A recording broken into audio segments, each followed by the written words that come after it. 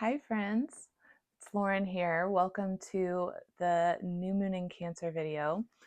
I am going to walk you through some of the energy, how it's showing up, and how you can powerfully work with this energy right now, especially if there's something coming forward for you that is changing, that's growing, and that you're wanting to put energy toward. Welcome in. Thank you for joining me. For those who are new, I am a mindfulness and energy healing coach. Sometimes I refer to myself as a soul growth coach, but I really like to help you unpack energetic consciousness that you can work with and tune into. So today's topic is the new moon in Cancer, which was exact this morning, June 25th, 2025. And it was exact at 5:31 a.m. Central Standard Time. This new moon is occurring at 4 degrees, 7 minutes of Cancer. And I wanted to remind us as we start this chat and start this discussion that we are speaking about energetic archetypes and how that symbolism will then show up for us each individually in our life. And so let's talk about what the symbolism of the new moon is. The new moon is when the sun and the moon are conjunct together. Conjunct together so that there is a dark moon in the sky and we are not able to actually visually see with ease the moon. And at that point, it's symbolically considered to be a gestational point, a seeding point. It's as if the moon has entered into the womb of the sun and is being infused with consciousness on what wants to grow for the next season ahead or the next cycle ahead. So we can often think of a new moon as initiating a cycle of time, typically broken down by months, 1 month to the next. But because this is a new moon in Cancer, and Cancer is a cardinal sign that has just very recently initiated us into summer, we went through summer solstice, right? And so we can also think of this time period and this new moon as potentially initiating a new season in our life, a new chapter. Sometimes it's symbolic in that way. And the other thing that's going on with this particular new moon is that this new moon is conjunct Jupiter.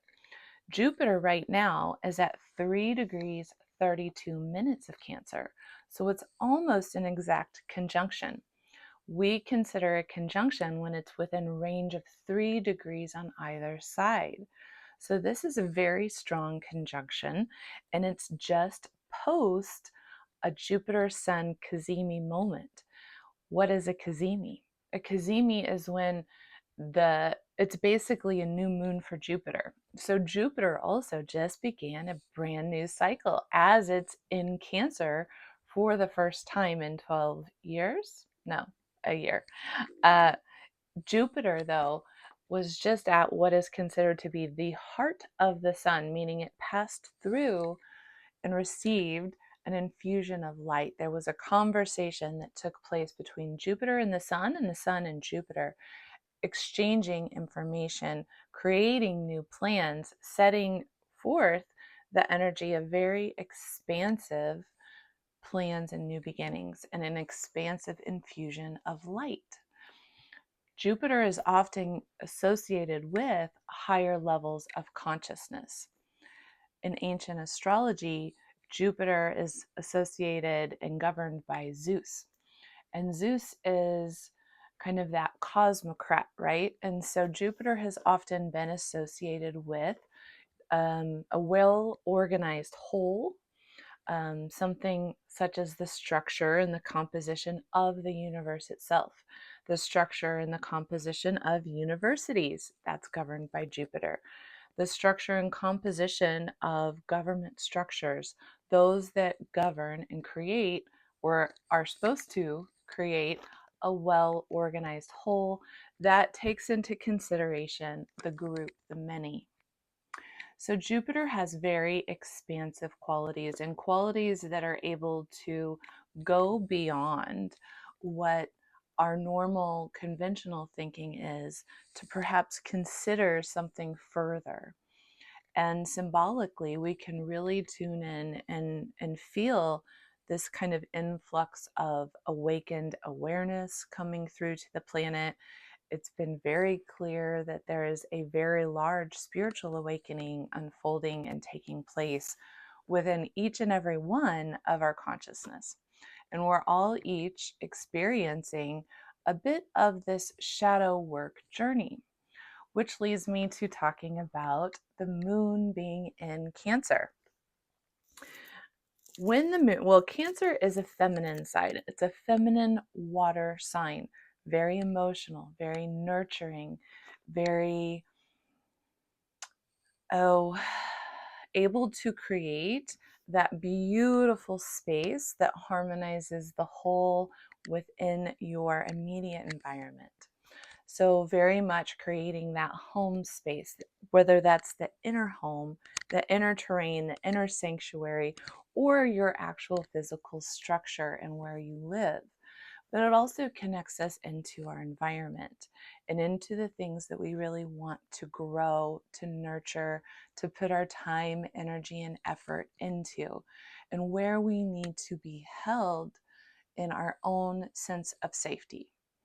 Cancer brings up our sensitivities, brings up what is our safe, nurturing space and where is our boundary. Where does it begin to become uncomfortable for us? And so that is an automatic reflection. We can think of the sign of Cancer is known often as the crab, the sign of the crab. And if you think of how crabs move, they sort of they scuffle side to side, and they have that shell. And they want to come out, they want to be playful, they want to explore, but they have to carry their shell on their back because they're sensitive creatures and their internal structure needs that protection. So we can use that symbolically to think of the crab shell as the boundaries or the safety or the structure that we need around us in order to feel safe as we're navigating through whatever it is we might be moving through in this moment. Cancer and the moon is, what I meant to say is the moon is exalted in Cancer. This is the moon's home sign, and the only sign that is the home sign of the moon. So the moon is operating at her fullest capacity in the sign of Cancer. She is in her power, heightened in her power. And the moon can enhance our intuition. It can enhance that, I won't say darker feminine quality, but sometimes it can feel that way. It allows us to go within those unconscious, into the recesses, into the oceanic depths, let's say, of our own emotions. It allows us to access those tender places and to bring with us the nurturing and the compassion that those places might need. It allows us to bring with it the love of the mother. We can tune in to the concept of the goddess and the divine mother, of Mother Earth, of Mother Nature, and how we are each living beings of nature. We are natural, we're a part of the natural world. And we often think of ourselves as absolutely separate, individuated, away from the natural forces around us. But I believe that this time in our history is actually reminding us back into our interconnected nature and how interconnected we really truly are to the natural world around us, and that we can actually lean into that, to soften into the natural world, to soften into nature, to spend more time in nature, allowing it to be a teacher for us, a teacher that helps to show us how we can slow down, how we can tune into the present moment, to be still and listen. Listen to the bird song. Feel the sun as it soaks into our skin, and we receive that radiant light from the sun's rays. So let me go over some of my notes that I jotted down for you. Just wanted to bring some of the placement of the planets into mind to have that in your awareness. As I mentioned, the sun and moon are both at 4 degrees 7 minutes of Cancer. Jupiter is right next to both of them at 3 degrees 32 minutes of Cancer. And we've also got Mercury at the final degrees right now of Cancer. So Mercury's position there at the 28th degree, it's 28 degrees 10 minutes, that is it's almost edging into that anaretic degree, which allows us to sort of have this culminating awareness coming about this subject matter, about whatever is coming up into your conscious awareness at this time. We've got Venus still in Taurus. Venus is at 19 degrees 58 minutes of Taurus. Neptune and Saturn are basically in an active conjunction. Neptune is 2 degrees 9 minutes, Saturn 1 degrees 40 minutes. So they're not even a full degree apart, and they're both in Aries, both initiating energy in a cardinal placement as well. And so if we think about the gravity of these outer planets moving into cardinal energies, that tells us right there that this is fueled, this new moon is really being fueled by a significant amount of change, especially when we consider that those outer planets were just in a very significant square energy, and they're still within that engagement range as this new moon occurs. So that square is really action oriented, right? Squares are of the nature of Mars. And so it means that Jupiter is speaking to Neptune and Saturn, and there's some dissolution going on of boundaries, of structures. There is some karma coming up for questioning about what has worked, what hasn't worked foundationally, right? And this is being seen both in the outer world, but also in our inner worlds as well, where things are changing. There is a need for change in how we are approaching certain subjects. And so what is coming up for you? And that is the place that we begin with our intention setting. Just beginning to start to journal what is coming up into the domains of your life that is asking you to take a look.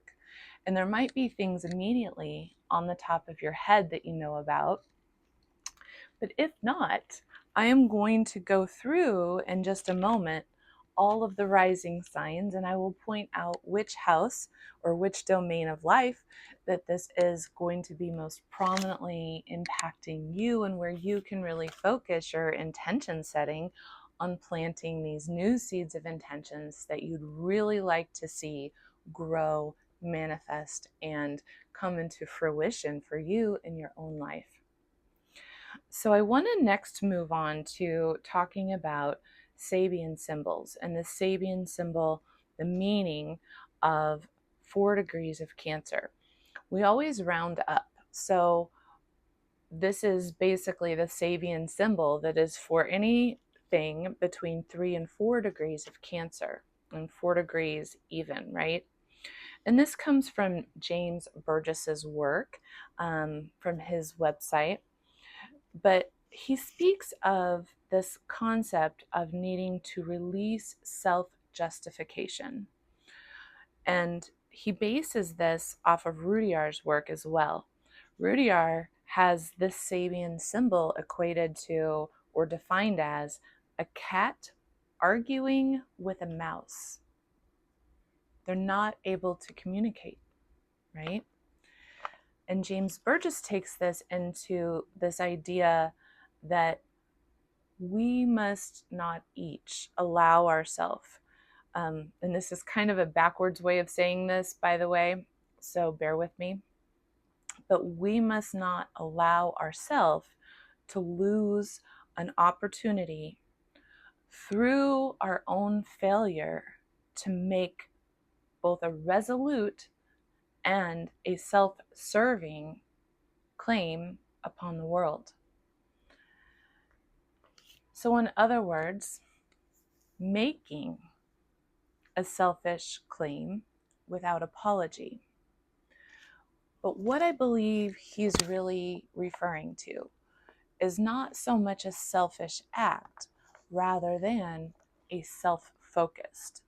I would replace selfish with the word self-focused.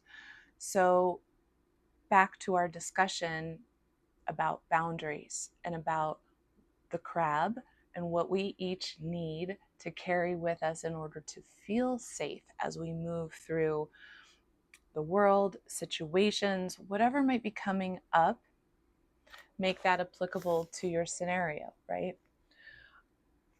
But if we are not stating what our boundaries are, if we are not going after what it is we really want and saying what we want, speaking that out into the world, using our own vibratory frequency to share that, right, with other people and say, this is what I'm doing, this is what I'm going for. Not only when we do something like that does it get quite a bit of support from those around you, but it helps you to sort of apply a very nurturing type of discipline to yourself because you've made it public. You've said what you're doing. So it's sort of like no backing down now. And if I could see how this would be very applicable towards if there is some type of a big change that you are wanting to make, but it's new to you and it's something that you could really particularly use some support or potentially even people holding you accountable. But this is also talking about not letting yourself play small, going after what you know you deserve and doing it unapologetically, doing it because you know it's in your best and highest good. You know that it's your purpose to follow this path, and you're not going to let any missed opportunities or that desire to just sit in that mind space of desire only. This is about taking that desire and putting it into a heart-centered place where you then take embodied action steps from. So I have prepared us a few journaling prompts, but before we go there, I promised I was going to walk us through how each rising sign, what house this is going to be affecting you most prominently based on your rising sign, starting with Cancer. So if you are a Cancer rising, this is going to be happening in your first house, this new moon. And so therefore it's going to really be affecting all things sense of self, your identity, which could cover a vast array of subjects. And Jupiter is really bringing this very expansive quality to any of your intentions that you are planting at this time in relationship to something that you want to nurture, to grow, about your identity, about how you show up in the world. This could be initiating an entirely new chapter for you in your life, Cancer. So spend the time, get detailed oriented, go big and go expansive on what it is you want to manifest for yourself. Leo, this is happening for you if you are a Leo rising in your 12th house. Your 12th house governs the things in your unconscious. So this could be shedding light about some shadow work that needs to be done, or anything that might be growing for you in terms of your own intuitive growth, your own spiritual development, or psychic gifts or abilities might be really coming online. The 12th house does also govern things that are of temptations, things that sometimes we want to hide from others, our secret desires, or sometimes secret addictions. So whatever might be coming up for you, it's time to take a look at planting some very powerful seeds in that area of your life. Virgo. If you are a Virgo rising, this is happening and affecting your 11th house. Your 11th house is your larger social networks, more expansive communities. This could be about changing jobs, stepping in a new role, a new position. Even it could be moving and finding new opportunities within a brand new community, or having the right people at the right time opening doors of new opportunities for you that could be very fortuitous because of Jupiter's presence. Jupiter is the great benefic. It brings good fortune and it expands what you're working on and what you're growing. And so you could find that you are expanding in an entirely new network of people, new job or business opportunity. Something big for you is going to be growing in this area of life. All right, Libras. If you are a Libra rising, this is happening in a very pivotal house for you, your 10th house. This is going to really be highlighting your legacy, how you are known, how you are seen by the world. This could be career promotions. This could be new job or business opportunities as well. But this is also about really refining and bringing something forward in the area of what you are passionate about, whether that is a career, a hobby, your legacy energetically, right? So oftentimes this is going to also highlight your midheaven, which is really the culminating point in your chart where it's at its highest point. So some very beneficial, fortuitous growth is going to be taking place in your 10th house of career, of legacy, and setting some very expansive new intentions in that space could really help you to grow any dreams, even if they're just sparks right now, because this is that incubation space. Don't forget, with the new moon, it's in that dark womb space that we begin with an idea, and then Jupiter has that opportunity to truly expand it into a full-blown reality. So dream big and go very expansive with your new moon intentions. Okay, Libras. Scorpio, this is happening in your 9th house. So the 9th house governs learning, travel, your belief systems. There's something that could be expanding or growing when it comes to how you view the world and your internal belief systems. You might be finding yourself drawn into a new course of study or something that really fascinates you on a deeper, more philosophical or personal level. This could also be that you are finding yourself expanding and going abroad, traveling, exploring things that you've never explored before. This is about opening up intellectually and moving through that territory with wild abandon. This is also about intellectual projects as well. So if there's anything that you've wanted to write, anything you've wanted to spend the time doing the research, pouring into a creation of yours that then is going to be placed out into the world, Jupiter could really be helping you expand and grow this area of your life. All right, Sagittarius, that's got you then. This new moon is taking place in your 8th house. So 8th house is the house of contracts. This could include soul contracts, soul tribe members, those deeper level contracts, because we've got Jupiter here who's so expansive and in such communication with the universal energies.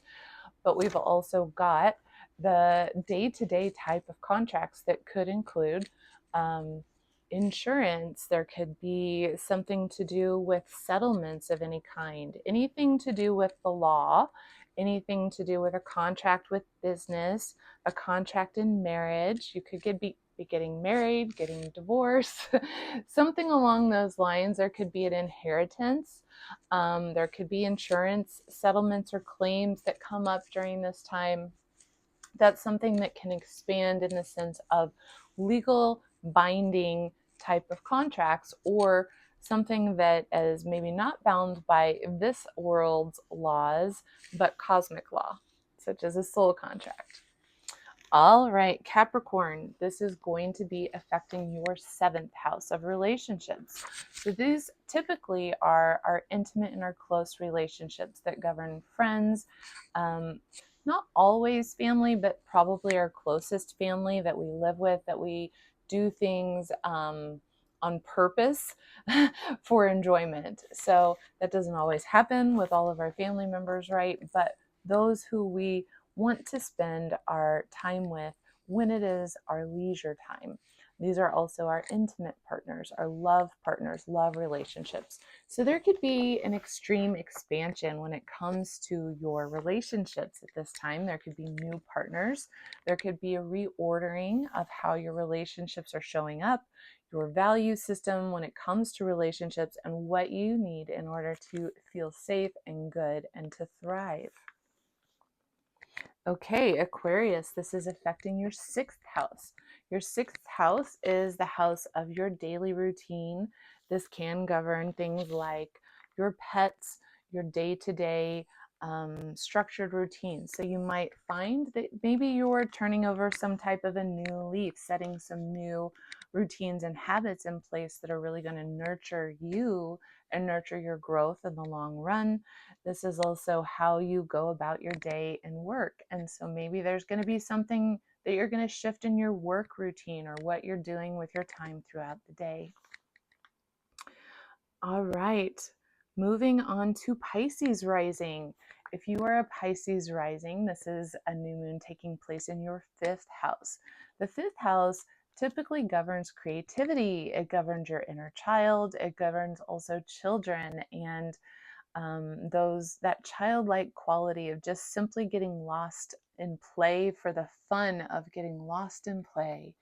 So there could be a big, expansive, creative element coming forward. This also does have a little spicy nature to it in the 5th. It does represent pleasure, which can also represent intimacy and our sexual encounters with others. So there could be something new, something growing, some changes, or something creatively going on in this area of your life. It could be a new approach to clearing away past trauma, childhood trauma, but bringing that in through a therapeutic approach that potentially taps into pleasure, taps into play, taps into the innocence of what it was like to just get lost in a fun activity, such as that you might have done as a child, right? So look forward to those types of focuses to be very helpful for you right now, Pisces rising. All right, if you are an Aries rising, this is taking place in your 4th house. Your 4th house, of course, anchors you, it anchors our chart, and it is another very pivotal point in the chart for this area, for these new intentions to be focused. And it's focusing on your foundation, your home life, your family life, your roots, your ancestry. It could be some ancestral patterns that are coming up for healing and clearing, and maybe there's new seeds of intention that you're planting for yourself or for your family, or how you want to really nourish and grow that space in that area in your life. Taurus risings, this is going to be affecting your 3rd house. 3rd house does include online activities, but it also includes your local community, your environment, the connections that we have surrounding us. think of like our neighborhoods or community groups, or the things that we, our tribe of people in our local environment.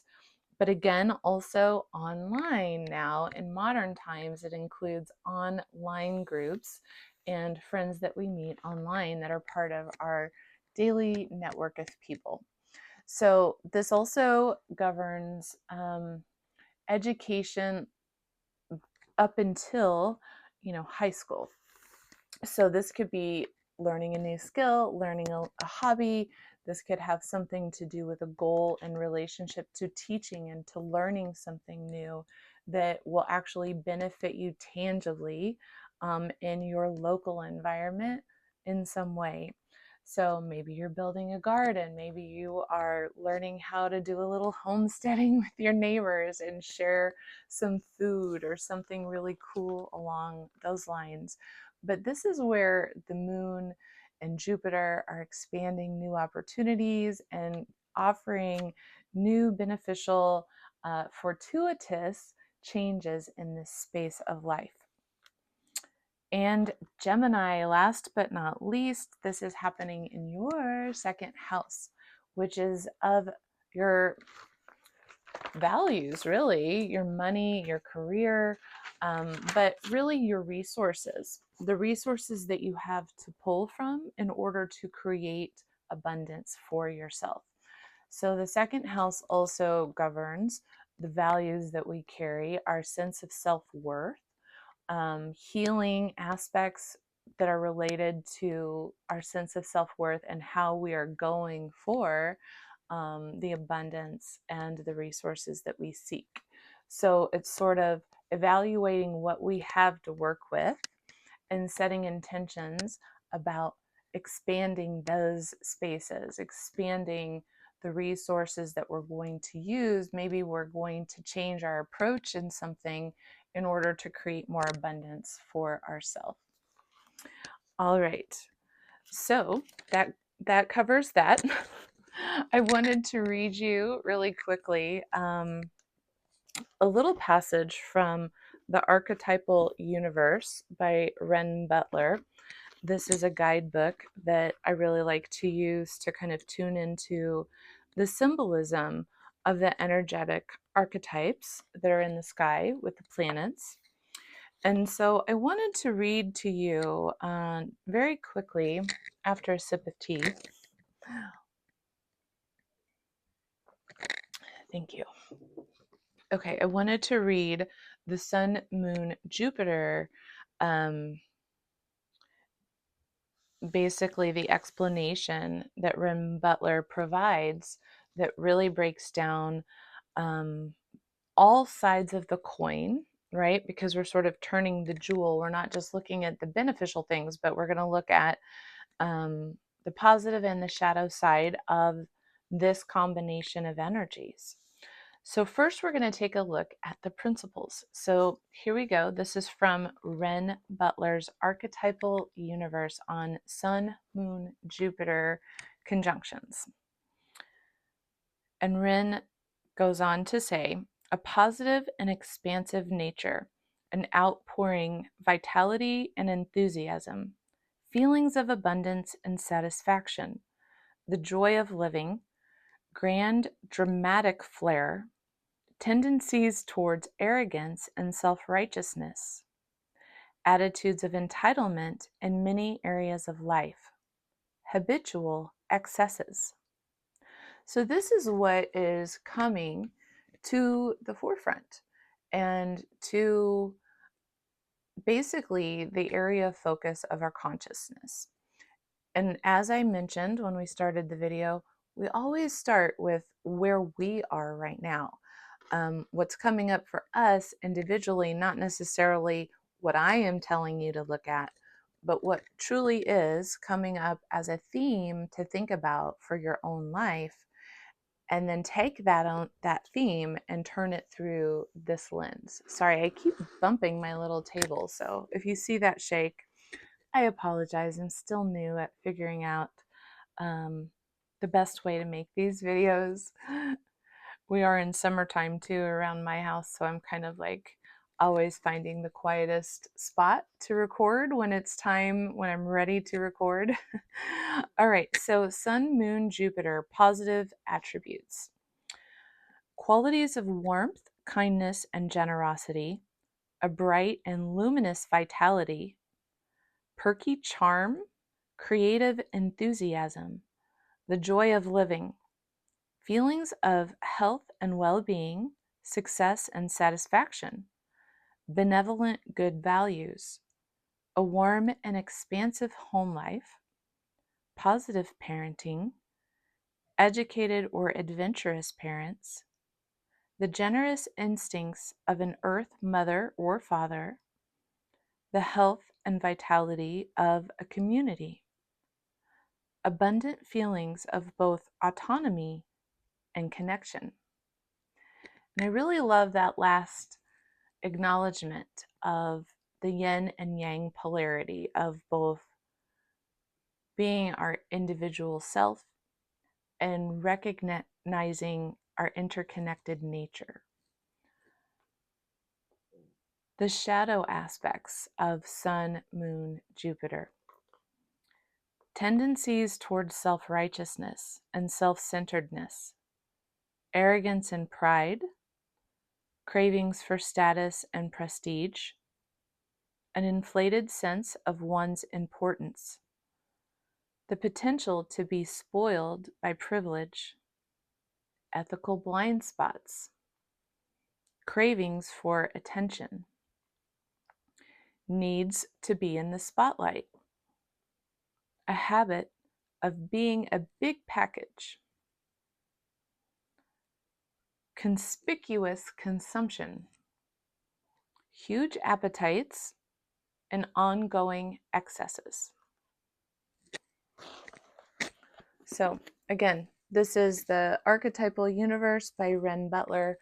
A great companion guide to help unpack some of the energetic signatures within the archetypes that we can find in the sky. So having just read through that, we can automatically see how on the world stage, a lot of that shadow is playing out. And I wanted to draw the attention to the symbolism behind the fact that both the sun and the moon are in their culmination point in the sky, just having passed the highest point of balance at summer solstice, but are in the darkness of the new moon. That dark speck, it reminds me of the yin and the yang symbol, and thinking of this divine feminine new moon as that dark speck inside the yang symbolism with all of the light surrounding it. And it's bringing to mind how, as we are moving through this period of time on the planet, there's such an influx of light from the solar flares, from the solar activity, having just exited the Kali Yuga cycle, and we're on this processional cycle of time that Biv Dev Misra has pointed out. We have just exited this spring, March 26th of 2025, exited the Kali Yuga of that Yuga cycle of time, which is a time of darkness. It's considered the time of darkness. And so symbolically, we are just now, as humanity, as a collective, returning back into the light. And as we do that, what happens is the darkness is then coming to the surface. It's being flushed out by the light into our awareness to be addressed, to be healed, to be shifted, to be changed or cleared according to what is needed. And that truly is very symbolic, both at an individual level and at a collective level right now, that these energies are really truly at play. And so the potency of this new moon, with Jupiter's power to expand and to bring its beneficial qualities, to bring forward a well-organized whole, to create a greater sense of coherence, is something that's quite potent, incredibly powerful gift from the cosmos that we can each use individually for not only ourselves, but for the intentions that we want to set, to see for the world around us, to see for the global community, and how we hope that will shift and change and move into a space of a much better organized whole. But right now is a time to go inward. It's a time to evaluate what we need to feel safe, how we need to be nurtured, where things are tender, and where we need to apply compassion and love to those tender places in order to shift them into the expressions that we want. And we cannot create these embodied action steps without first filling up our own cups first. We cannot bring wholeness when we ourselves are not feeling whole. So we must each pour within to fill our cup up from within, so that we can take that cup and then radiate it out into the world around us, to bring forward that light to others and to contribute those embodied action steps that we know we need to see. And so in conclusion, as I leave you all today, which thank you so much for hanging out with me, I appreciate you all so very much, and I'm so grateful that you are here with me, that we are walking this path together. And I appreciate you each from the bottom of my heart. Thank you so much in advance too for the support of the channel, for liking the video, for sharing the video, for hitting that subscribe button. It truly, truly means the world to me to be here and to show up in this way for you. So I want to leave you with a few ideas. If you're feeling called to do some journal work as you really get clear on your own mind-heart coherence. And what do I mean? That's the alignment of your thoughts and those desired, passionate steps that are really calling to you from your heart.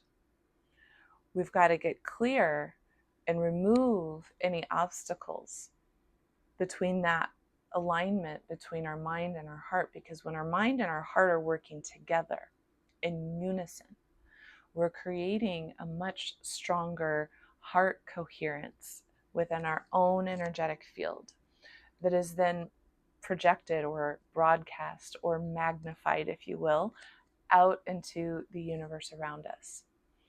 It's very clear when someone is in coherence because their thoughts and their words are matching their deeds and matching the intention behind which they are choosing to move through this world. And so that's the place of reflection for this new moon, is how can I better align my own thoughts with my heart's desires and what I know is being spoken to me from that internal space inside. The first question, if you're interested in this, how can we nourish our own inner terrain? And when I talk about inner terrain, I mean all parts and aspects of ourselves. All the good, all the positive, all of the strengths, all of the things we want to grow. But also welcome to the conversation any of the shadows, any of those things that we're maybe a little not quite as proud about. Maybe we don't always want to share those parts with others and we tend to keep them to ourselves. Anything that we might hold guilt or shame around, allowing all of ourselves, the full gamut of our whole person, to come to the table, to be nourished, to have a voice at the table. How can we listen within our own self to those voices? What do we need to nourish within that inner terrain in order to support the desired change on our outward responses, and also to support ourselves in taking grounded, embodied action steps? That's number one. Number two, how can I go into a place of inner stillness to just listen, to just be with myself? Can I allow myself to pause? What would happen if I allowed myself to become soft?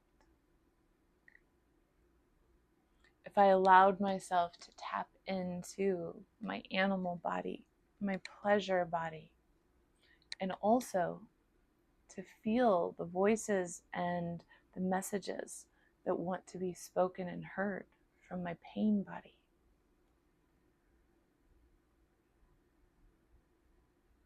Regardless of gender, can I allow myself to tap into that divine feminine quality within myself? That aspect that allows me to mother my own self, to be able to show myself that gentle yet tough love. Sometimes it comes through as creating acts of discipline and consistency that we know over time are in our best interest. Sometimes this is being very honest with ourselves about tough changes that we know we need to make, because we know it's for our best interest in the long run. How can we be that gentle, tough mother that offer, I meant to say, to offer ourselves that gentle, tough love?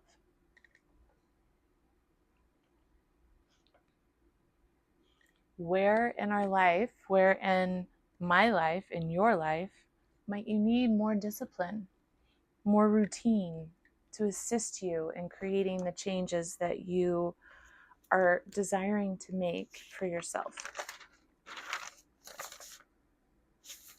All right, that's it. That's the last one, guys.